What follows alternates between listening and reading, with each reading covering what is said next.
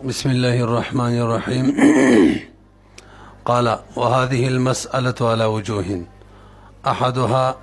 ما ذكرناه والثاني إذا تسكالك والثاني إذا سيشد والثاني إذا قال صالحتك من 1000 على 500 تدفعها إلي غدا. خیری اصل کې مسله دا شروع کړې وه، یو سړی بل ته وایي د یو کس په بل باندې 1000 روپۍ دي او د قرض خوا ورته وایي ادي الی غدا منها 500 سبا تې راله 500 راکه على انک بریء من الفضل، باقي 500 نه به ته بري. نو بیا موږ ویلي وو که هغه دا کار وکړلو 500 ورته سبا له ادا کړلې بقیه 500 نه بري کېږي، او که ادا یې ورته نه کړلې سبا له نو بس بیا پې هماغه شان 1000 روپۍ لازمي دي. ویلي مو که نه؟ موږ ویل دا قول د طرفینو قول دی مفتا به. امام ابو یوسف رحمه الله دې صورت کې مو ویلي وو چې به یې پوره 1000 روپۍ پې لازمي دي. 500 ادا یې کړي که نه یې کړي، 500 نه یې بري کړی، صرف څو پاتې شولې 500. دا اول صورت و. دې کې 4 صورتونه نور دي، مجموعه 5 شو. نو صاحب د هدایه فرمایي قال وهذه المسألة على وجوه، دا مسله په 5 قسمه باندې ده، وجوه 5. احدها ما ذکرناه، یو پکې هماغه ده کومه مخکې موږ ذکر کړه، دا اوس چې ما بیان وکړو. والثاني دویم دا دی اذا قال صالحتك من 1000 على 500 تدفعها الي غدا. تاسو به وګورئ ورته وایي چې وایي زه تا سره د 1000 نه په 500 باندې صلح کومه، چې دغه 500 ما ته سبا له راکې باقی 500 نه به ته بري، که 500 دې سبا له را نه کړلې نو پوره 1000 به در باندې لازمي. تاسو پوه شولئ؟ سپا تسریح وکړه وته. د دې کې د ټول اتفاق دی چې همدقه شان به وي، که سبا یې 500 ادا کړې بس صحیح د بقیو نه به بري شي، که ادا یې نه کړلې پوره 1000 روپۍ به پې لازمي. پوهېږو؟ والثاني اذا قال کله چې دا قرض خوا ووایي داین وایي مدیون ته صالحتک من 1000 تا سره صلح کوم زما د 1000 روپو نه على 500 روپۍ باندې تدفعها، چې ته به راکې دغه 500 روپۍ الی ما ته غدا سبا وانت بریء من الفضل، ته به د باقي 500 نه بري. على انک به دې شرط باندې ان لم تدفعها که چېرې تا ما ته رانه کړلې، که تا رانه کړلې دغه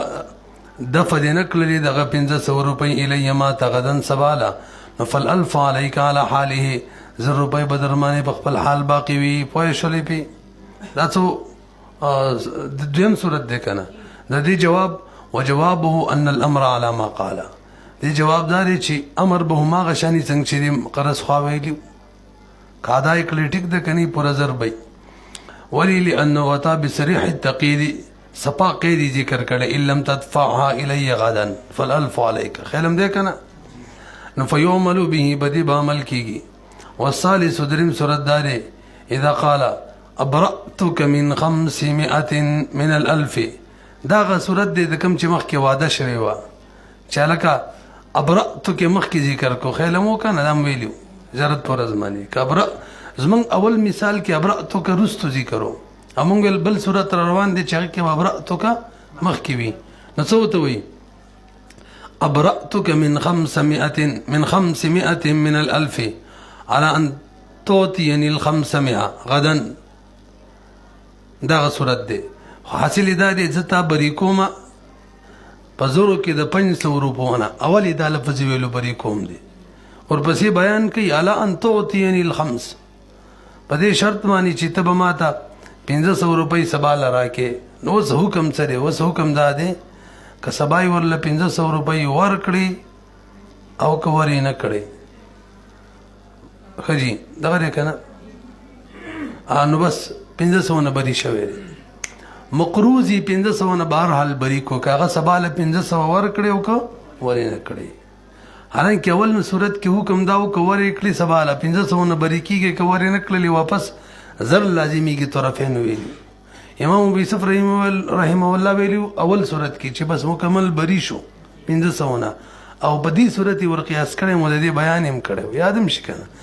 تاسو ګورئ والثالث دریم صورت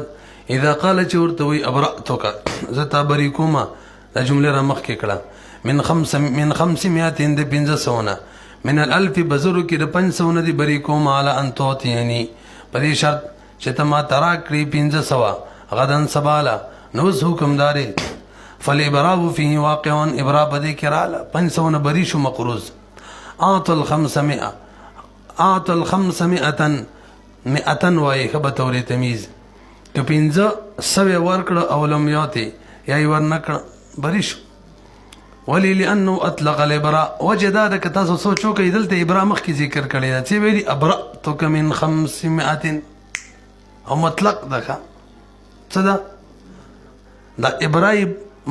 اول ذکر کړل مطلق چالک بزرو کې مې د 500 نه بری کړي مطلق ثابت شو به رستو بس لفظ ویلي علی ان توتینی نو علا د یوز د برم راځي نو معنا بداشي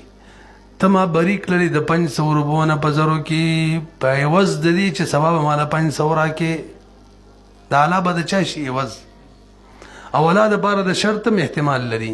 په دې شرط باندې چې ته به مال سباله 500 راکې توجه نو ابرازي کړ د مطلق د ګران دی ابرازي کړ د مطلق 500 نه بری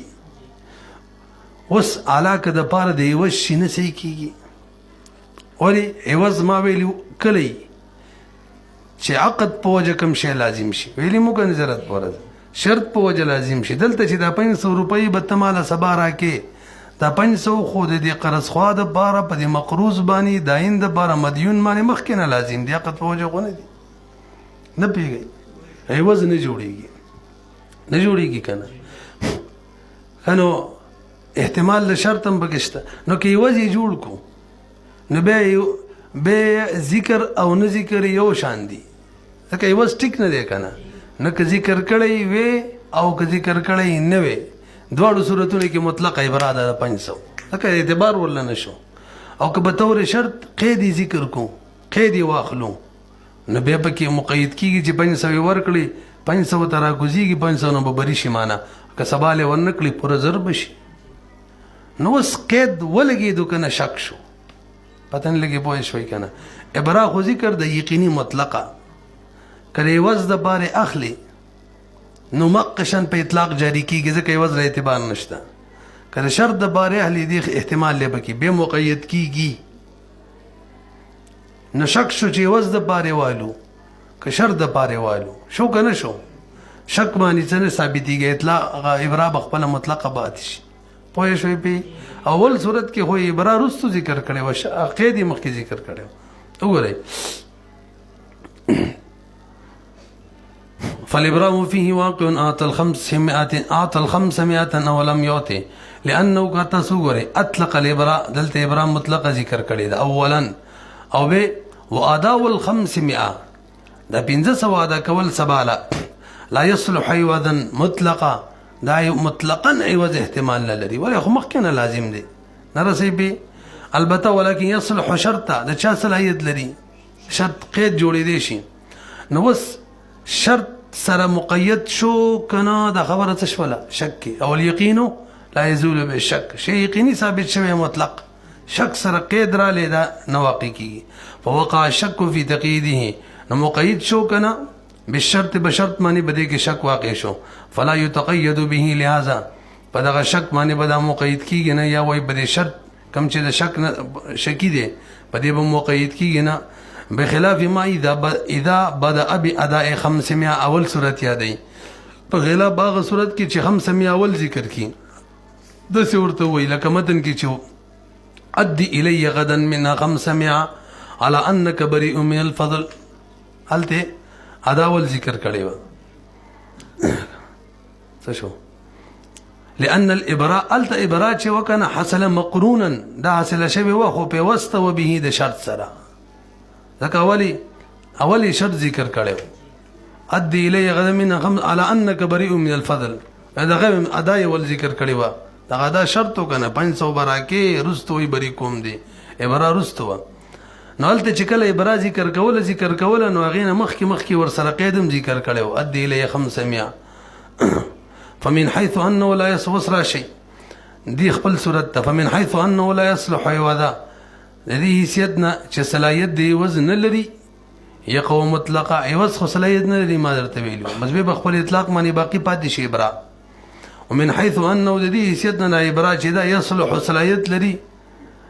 دا ادا یا د ابرا نه ما ادا ومن حيث انه د دې حیثیتنا ادا د 500 روپو صلاحیت د شرط لري چې 500 نه به بری کیږي چې ادا د 500 کې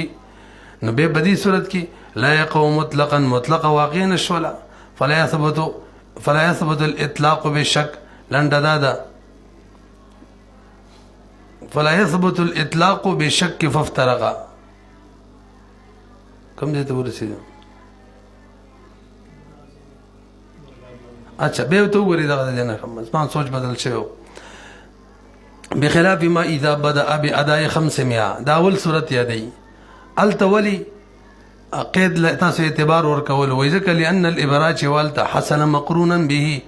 دا حاصل شوی و خو د سیال کې چې په واستوا د 5 سره د 5 اول ذکرو د سی ویلو کنه تاسو وروړي اد الی 500 على انك بريء ها فمن وسرا شيء فمن حيث انه لا يصلح عوضا دلتا د دې ستنه چې صلاحیت د وزن نه لري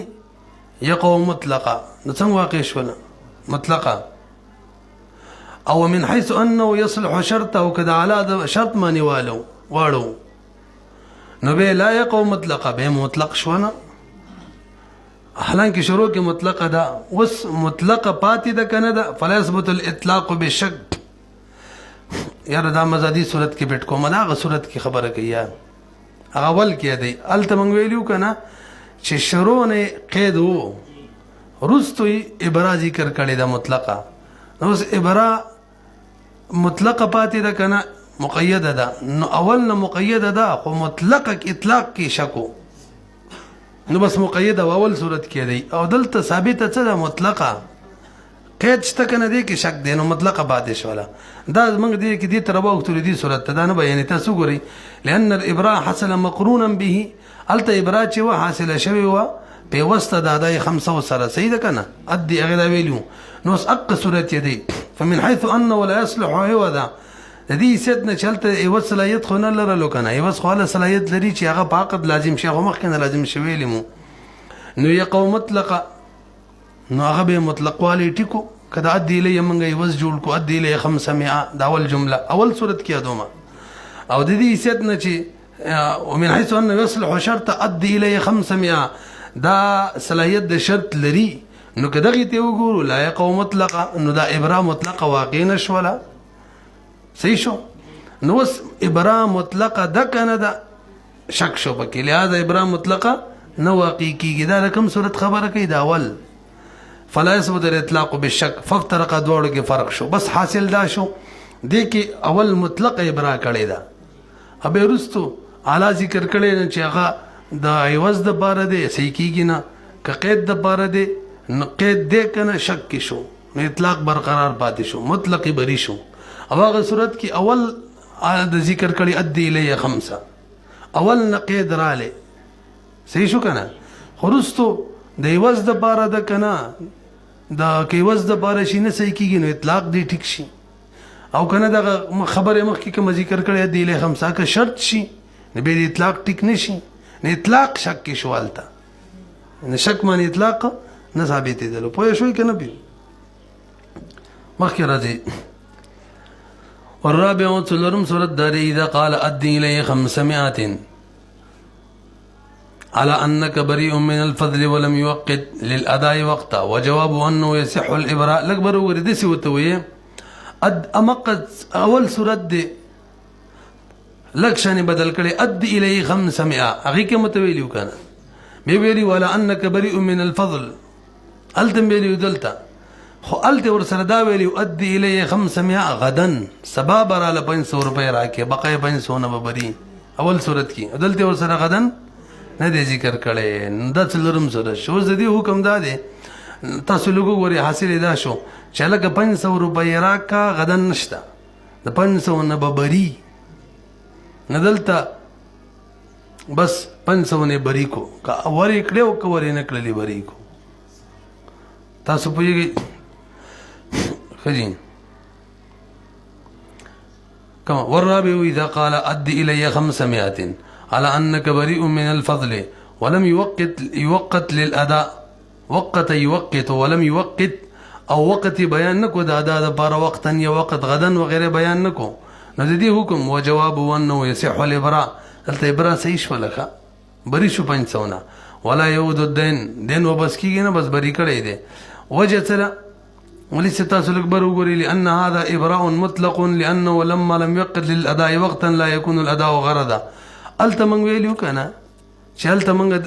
داسې وایو چې دا سبا یې ورته یاد کړی که سازین کې دا خبر هم کړې وه نو دا سبا راته حاصل شولې سبا دې راته 500 راکړې دي 2 فایدې وي. یو دا داسې نه چې سړی مفلس شي او ټولې روپۍ به لاړې شي. یو دا چې سبا یې روپۍ 500 راکړې ګټه به پې کومه نو د 500 کم هغه نه مې ساقط کړې هغې نه به بېزې ته ګټه وکړم هغه کچرې نه مې تې اخیستلې او هغه مې شپس راکولې پوره زر نو که اوس یې 500 راکړې زه میش پورې به مې تې 1500 جوړې کړي 2 صحیح غرض یې وکړه. دلته چې ورته وایي ما ته 500 راکړه غدا نه پکې ونه ویلو 500 نه به بري دلته صحیح غرض شته نشته که نه. حالانکې 500 خو به هغه معنی چې لازمي دي چې نشته نه بس بري کو. نو وایي لأن هذا إبراء مطلق دا إبراء مطلق دا ولي لأنه لما لم يوقت للأداء هر کله چې مقرر نکو دا بارا وقت لا يكون بيبس چره لا يكون الأداء كلي أداء دي الأداء نشوى الأداء دا أداء نشوى دا خپلا غرض صحیح جوړه نشوى الأداء لأنه واجب عليه ځکه أداء خود معنی سم واجب هوا في مطلق الازمان کی وکنوا وسموتوي بس مطلق راکا خاصم وا فلم يتقيد لند دادا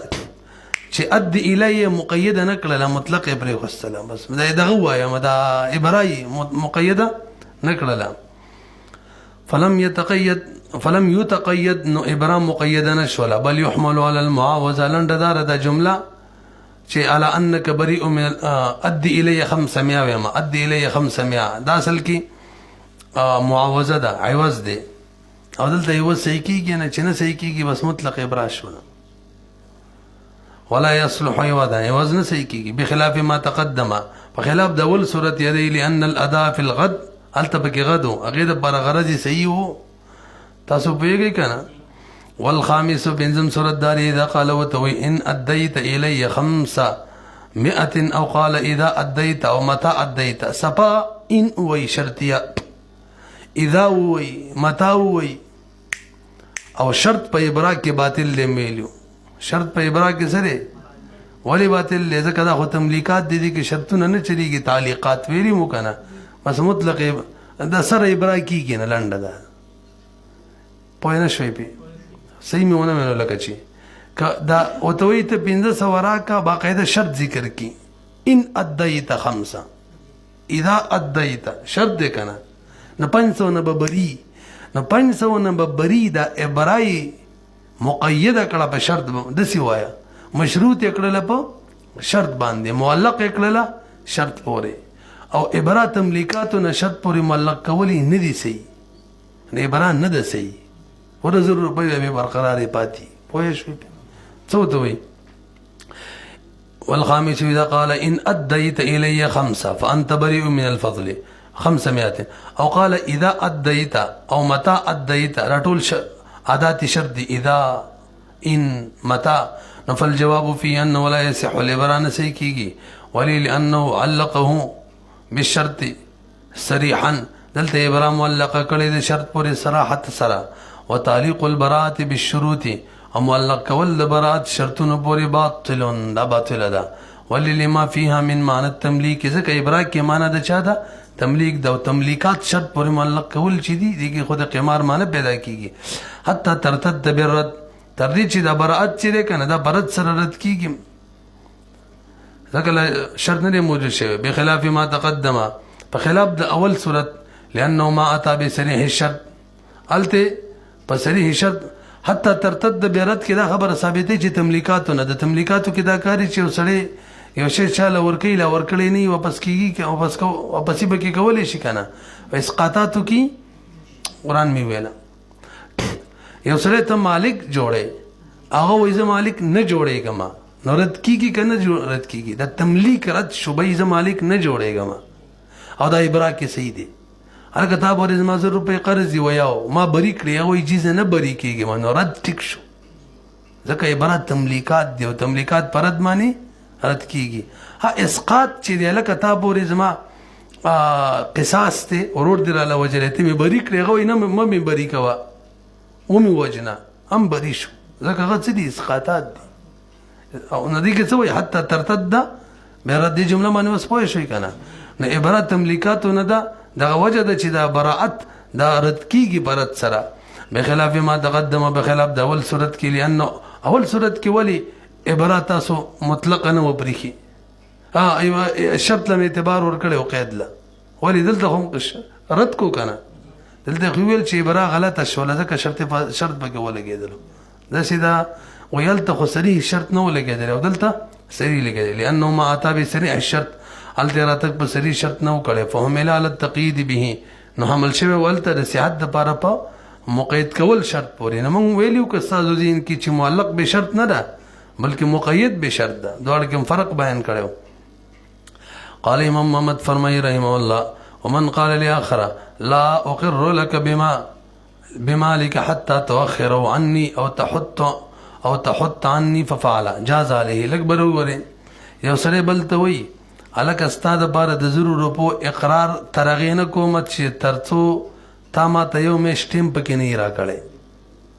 یا دې راته پکې مثلا نیمې معاف کړي نه وي هغه ورته وایي ټیک ده بس دا اقرار ټیک دی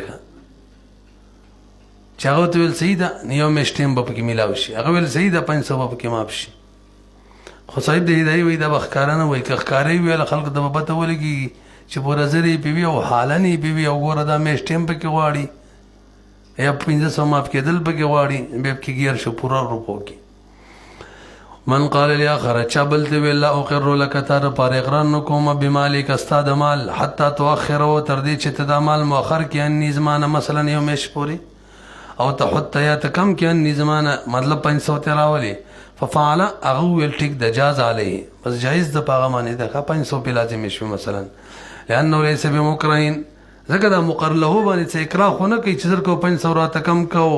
اکراه کې حکم دی چې دې له اعتبار نه پوره روپۍ به دې لازم شي نه دلته اکراه نشته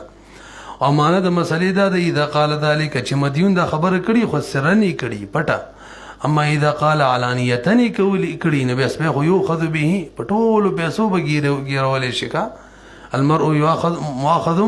باقراره به خو ګیر شو فصل فی الدین المشترک دا فصل له بدین مشترک کې مری څه فصل کې دین تر اوسه پورې د مفرد بیانو غیر مشترک وایا چې دیو کس په بل باندې قرض اوس د دین مشترک بیان کوي چې د دوو کسانو په یو کس باندې پیسې دي د دین مشترک تعریف سره روان دي ماته لږ متوجه شي مثلا د زما او د عبدالوهاب کتاب دی شریک او په هدایت باندې خرڅ کو په 100 روپۍ باندې نو په هدایت 100 روپۍ جوړې شوې که نه خو زما او د دواړو دین پې جوړ شریک جوړ شو زما هم دي د ده هم دي 500 به زما دي 500 د ده دي د دې رسو تعریف را روان دی یا دوه ورونه دي میراث کې ورته په شریکه باندې 100 روپۍ پاتې شولې چا پورې قرضه ده د مړي قرضه ده چا پورې دواړو ته پاتې شولې نو اوس دا هم کوم دین دی دین مشترک دی اوس د هغې بیان راته کوي دین غیر مشترکو یو کس هغه د مفرد په حکم کې نو مقدم یو مشترک شی چې دا مؤخر وي نو ځکه رستو ذکر کوي وی فصل فی الدین المشترک واذا كان الدين بين شريكين فصالح احدهما من نصيبه على ثوب فشريك بالخيار لکبر وګورئ د دین مشترک د دې فصل دارومدار په دوه مسلو باندې د ذهن کې کینه وای د مشهوري مسلې دی یو دا ده چې څوک چا باندې دین وي د دې دین د دغه کس نه علاوه بل کس مالک جوړېدا نه ده صحیح دې ته ویل کېږي تملیک الدین علی غیر من علیه الدین مالک جوړول هغه څوک چا باندې دین نه ده نه ده صحیح ها که چا باندې دین دی او هغه مالک جوړې زه ته مالک شوې صحیح ده دا قاعده یاد شوه دا به راته انشاءالله سبا راځي به دویمه مسله دا ده چې زما او د عبدالوهاب قرض دی په هدایت باندې دین دا دین موږ تقسیمو نه شو تقسیمولی تر څو پورې چې حاصل شوی نه نو تقسیم الدین قبل القبض دا باطل وي دوه قاعدې یادې شولې تقسیم الدین قبل القبض باطل او تملیک الدین علی غیر من علیه الدین دم سره باطل دی او راځي نور مسلې راته کې درې څلور صورت بیانې باقي کې اول صورت دا دی ما مثال ورکو زما او د عبدالوهاب شریک قرض دی هدایت باندې نو زه لاړم هدایت سره مې صلح وکړه 1000 روپۍ دي 500 زما دي مثلا 500 ده هدایت ته مې ویل چې لکه تا سره کومه کپړه در سره ده زما پیسه کې دا کپړه راکړه دی ویل ټیک دا وایله اوس به عبدالوهاب څه کوي دا بل شریک دا اختیار دی که بقیه خپل حصہ کې مقروض مدیون پسې ورپسې کېږي ماله مې خپلې 500 روپۍ راکړه هم صحیح ده هدایت له ورشي او که ما ته وایي بهی تا دا کومه کپړه را حاصله کړې ده که نه دې کې نیمه مال راکړه ځکه قرض شریکو تا پکې کپړه بطور صلح اخیستې ده نو بس دا د دواړو د نیمه راکوه بس دا دوه اختیارات دي ها دا دویم اختیار به ختمیږي هله چې زه ورته وایم چې بهی نیمه کپړه نه در کومه خو ستا چې څه حصه کېږي په نیم کې هغه 200 روپۍ دي هو هغه درواله خیال هم دی که نه نو څو خیارونه شو دوه یا په اصل مقروض باندې رجوع وکړي او یا به دې شریک باندې چې بهی تا کومه کپړه راوړې نیمه راکړه ها که شریک ورته وایي ستا د حصې دین در کومه او نیمه کپړه در کوم بې به غلی کښېني وګورئ واذا کان الدین کله چې دین وي بین الشریکین د دوو کسانو ترمنځ زما او د عبدالوهاب دین دی فصالح احدهما یو پکې صلح وکړه من نصیبي د خپلې حصې علی ثوب په کپړه فشریکه بالخيار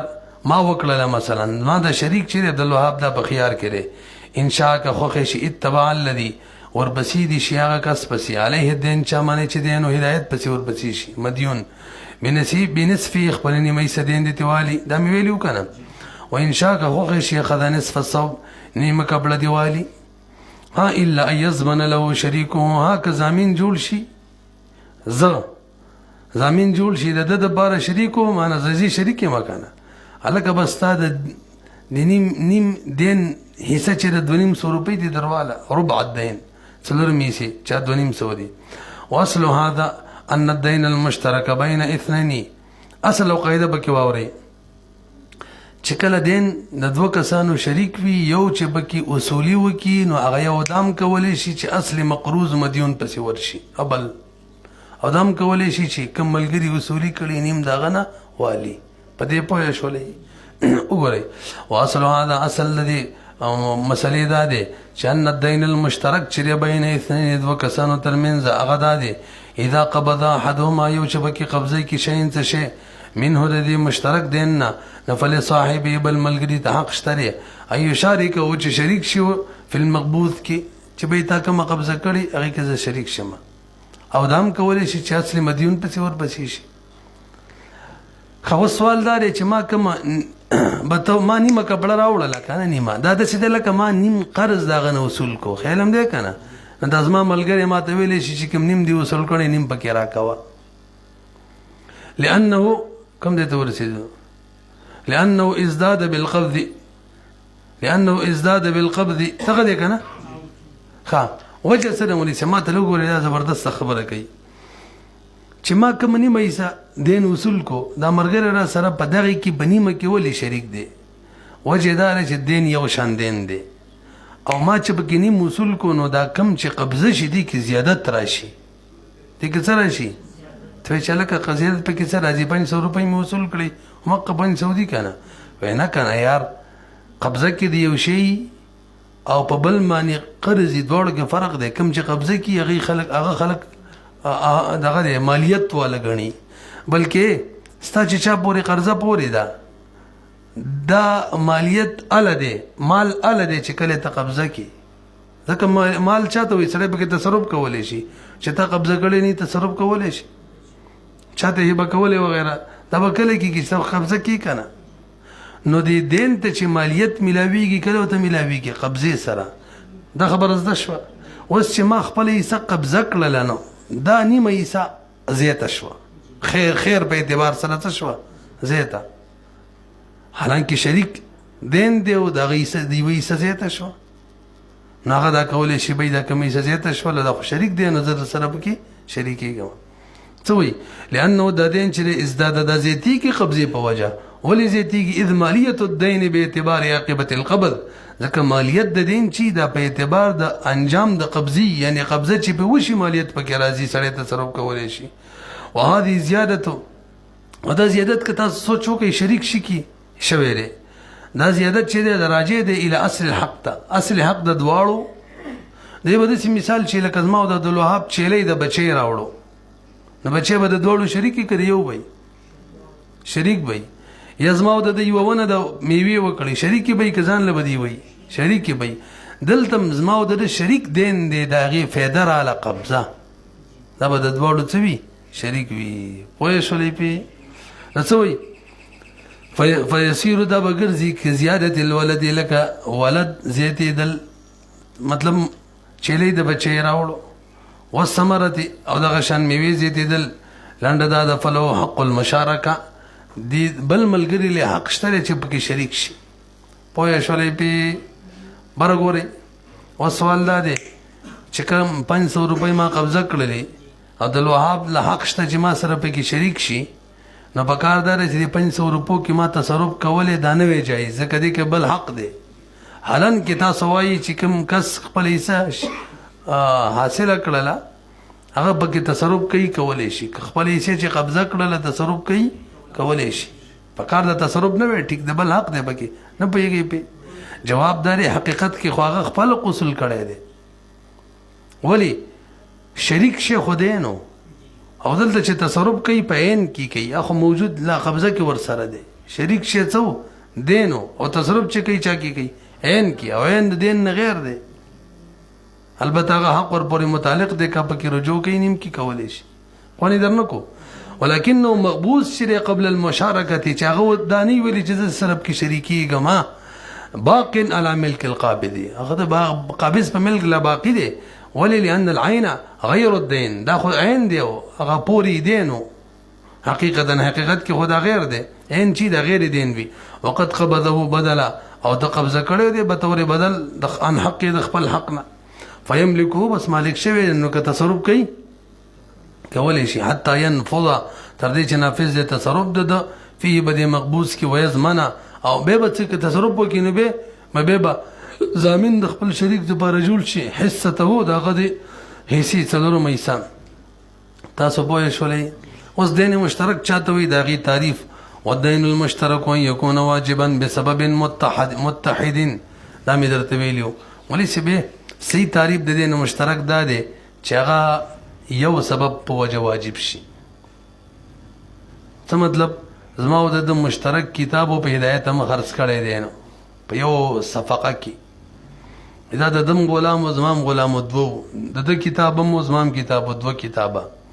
او بس په مطلق 100 روپۍ باندې په هدایت خرڅ کړ دا نه چې دا د 500 دی او دا د 500 دا د 400 دا د 600 دا پکې ونه شو نو کله چې په یو سبب په وجه باندې سبب واحده په وجه دین واجب شي هغې ته به ویلی کېږي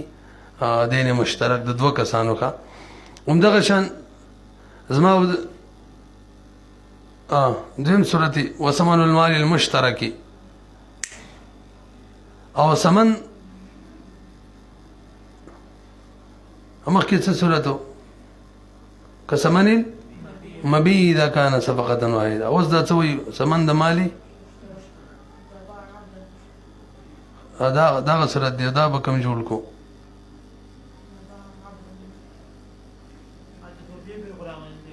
بس دا مسانه دغه شان هم صحیح کېږي اول صورت کې دا لکه څنګه چې ما ویلو د بیل کتاب دی زما بیل کتاب دی او په هدایت باندې م خرڅ کو صحیح شو نو او دا پکې نه و چې د دې دومره روپۍ دي دا صورت مې ویلو که نه بل صورت یې دا دی چې مال مشترک هغه خرڅ شي زما او د شریک یو کتاب دی په هدایت باندې خرڅ کو نو هغه کې یو سبب واحد په وجه دی نه رالی همدغه شان میراث کې مثلا زمونږ پلار وفات شي د هغه په هدایت باندې 100 روپۍ قرض او ما او د الوهاب زامن په شریک راته دغه دین پاتې شي دا هم سبب واحد سره دین مشترک رالی یا زما او د شریک کتاب وي او هدایت هلاک کی نو په هغه باندې کم تاوان رالی 1000 روپۍ دي مثلا هم د دواړو شریک دي. لنډه دا د دین مشترک چاته وایي چې هغه واجب شي د په سبب واحد سره. والدین المشترک و یکون واجبا چې هغه واجب شوی بسبب متحد په سبب متحد سره کسمن المبی لکه سمن د مبی اذا كان صفقه واحده خو ګره چې یو صفقه وي وس د ځان له خپل غلام خرڅ کړي ما ځان لا خو به بیل شو. وسمن المال المشترک دغه شان مشترک مال وی لکه یو غلام مثلا. والموروث دغه شان موروث رواله بینهما د دوړو ترمنځ او دغه شان لاندې لیکلي بان مات مورثهما له دین ولا رجل فورثه خیالم دې کنه. او بل څلورم مثال وقيمه المستهلك المشترك قیمت دا غشي چې هلاک شوی یو شریک وي زمان چې په چا باندې رااله. فاذا عرفت هذا کله چې دا خبرو بجندله نقول في مساله الكتاب کې من وایو متن کومه مسله وا له دي شریک د بارا چا چې قبضه نه د کړي در بارا جایز یتبع الذي چور بسی شا کس پسی عليه اصل چا باندې چې اصل دینو چا ته مدیون وي. وللان نصيبه باق في ذمته زکا دا کم کس چې خپل سنه د قبضه کړي د دې حصہ خو باقی د په ذمه د مدیون. ولی قابض خو خپل حصہ قبضه کړي لان القابض قبض نصيبه خپل حصہ قبضه کړي لكن له حق المشاركه البته در بار د مشارکت حق مشته چې قابض سره شریک شي. وان شاء اخذ نصف الصوم هغه قبل راخستي کنه نیمه قبل د تیوالي. ولی لان له حق المشاركه هم ویل چې د بان حق د شرکت شته دی. ها کاغه ورته وي بای 200 روپۍ بدر کما کپړو کې راځم شریکیږي نو بس بیني شي شریک دی الا ان يضمن مگر دا کدا قابض ضامن جوړ شي له د خپل شریک د بارا الا ان يضمن مگر دا که ضامن جوړ شي له د غیر مصالح چا چې صلح نه ده کړي شریک ضامن جوړ شي چا چې صلح کړي دا ربع دین چې ربع دین بری در کمنو لان حقه في ذلك نبی سید ځکه حق د غیر مصالح خو په دغه ربع دین کې د کپړه کې خونه دي. تاسو پوه شئ یو صورت بیان شو کنه. دویم صورت ولو استوفى احدهما نصف نصيبه من الدين زما و د عبدالوهاب شریک دین دی په هدایت ما 500 روپۍ اصول کړي مخکې صورت کې څو صلح می کړي او په خپل 500 روپو کې می کپړه اصول کړي و. یو صورت د صلح دی یو صورت د اصل دین د اصول دی د دویم. نو ما چې خپل 500 اصول کړلې بس دلته به ډایرک راسه هغه شریک شو په 500 روپو کې 200 ولا ورکوم بدل یو صورت وای شو بي. ولو استوفى احدهما نصف نصيبه من الدين نو كان لشريك د بار جائز د یشارک او چې شریک شي فيما قبضه کې ادم ولا جائز د چې وای تا خبري وصول کړي زب سي ورزه مزبتي بقيني وصول کوم لما قلنا نو 200 والی بقي به څه پاتې شي 500 هغه کې به واپس دواړه په رجوع کی مدیون باندې ثم يرجعان الى الغريم به په غریب باندې دواړه رجوع کی بالباقي کی ولي لانهما لما اشتركا وجدار کله چې دواړه شریک شو په دې قبض مقبوض مال کې په المقبوض کې نو هر یو نیمه نیمه صفات شولا مدیون سره لابد يبقى الباقي على شرکا نو ضروری ده چې کم باقی پاتې دی کنه ادي به شرکت باقی پاتې کم باقی چې پاتې دی ادي په څه پاتې شرکت دواړو دی. وای شولې څه صورت وشو دوا او دریم صورت د بای دی چې زه هدایت لور شمه زما 500 روپۍ کې می در پوری دي هغه کې ربانی ته شهره خرڅ کا صلح وکا 500 روپۍ می راکا دوا سره خرڅ کا ربانی څه صورت شو درې ابل به بیان